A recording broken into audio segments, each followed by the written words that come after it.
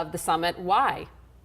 I'm deeply skeptical of the summit because nothing was actually achieved. Now, normally, if you're going to have the president of the United States, the leader of the free world, meet with a tin pot dictator who keeps 25 million people in a giant slave state and 200,000 people in gulags, you'd assume that at least we get some sort of policy win out of it before he actually sits down with the guy. It is a privilege to sit with the president of the United States. It is a privilege to have your flag flown alongside the flag of the United States.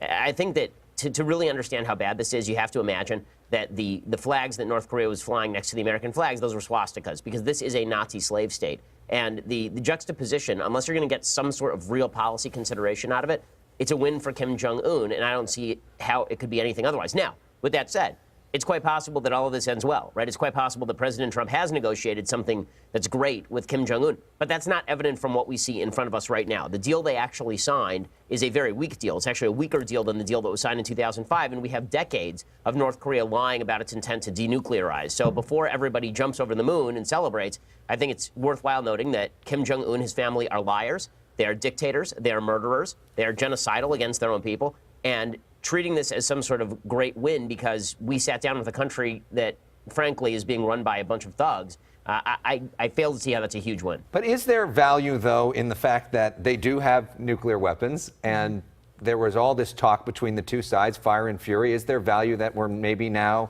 talking to each other and diplomacy is happening and there's less of a threat of nuclear war?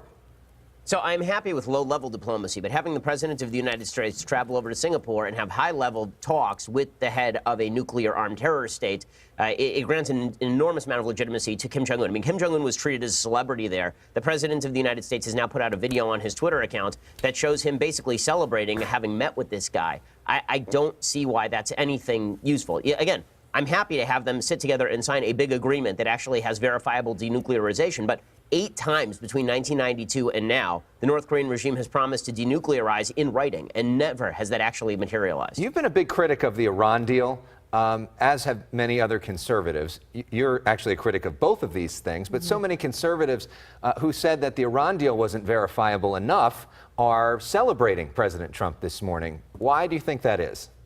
Because I think that we live in highly partisan times. I think a bunch of people who are praising President Trump over the Iran deal likewise are criticizing President Trump over the North Korean mate, in which he's giving up far less than President Obama gave up to Iran. So it demonstrates the partisanship when all the people who bashed Obama are now praising Trump for doing something very similar, and all the people who were bashing President Obama, all the people who are bashing President Trump right now were praising President Obama for doing something even worse. So if you're going to be intellectually honest about this, you sort of have to play the game of putting the shoe on the other foot. If President Obama had done this in North Korea, would the right be happy or would the right be pretty upset?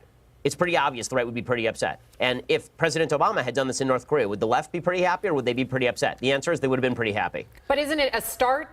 Don't you have to start somewhere, Ben?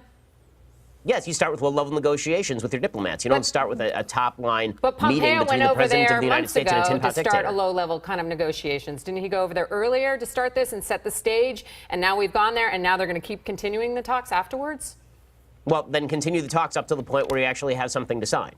You don't run around meeting with the worst people on earth and praising them to the skies as President Trump did unless you actually have something material to sign. You don't go there and then sign a deal to say that maybe Kim will come to the United States and they'll go golfing together. Like he has promised nothing of material value. And President Trump has promised essentially that he's going to stop joint military exercises with South Korea, at least for the foreseeable future.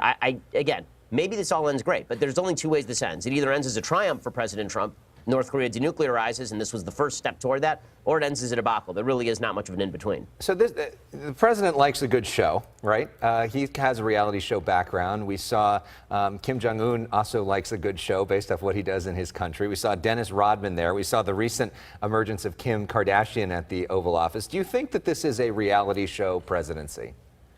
I think it is, but I think that the Obama presidency was also a reality show presidency. I think we just live in the era of reality shows, and President Trump, in this respect, is not very much different from President Obama, who routinely met with celebrities and who liked these sort of high-profile visits. You remember when he went to Cuba and was hanging out at a baseball game with the Cuban dictators. So, again, I'm disquieted by this, by the way that we treat politics generally. You know, these are serious issues, and they're being treated as fodder for political entertainment on both sides of the aisle and have been for years. All right. Well, Ben Shapiro, thank you so much for joining us and sharing your view. We appreciate it. And even if you disagree with Ben, he's got a lot to say on Twitter. If you want to follow him, his handle is @Ben Shapiro. You can check out his daily podcast as well.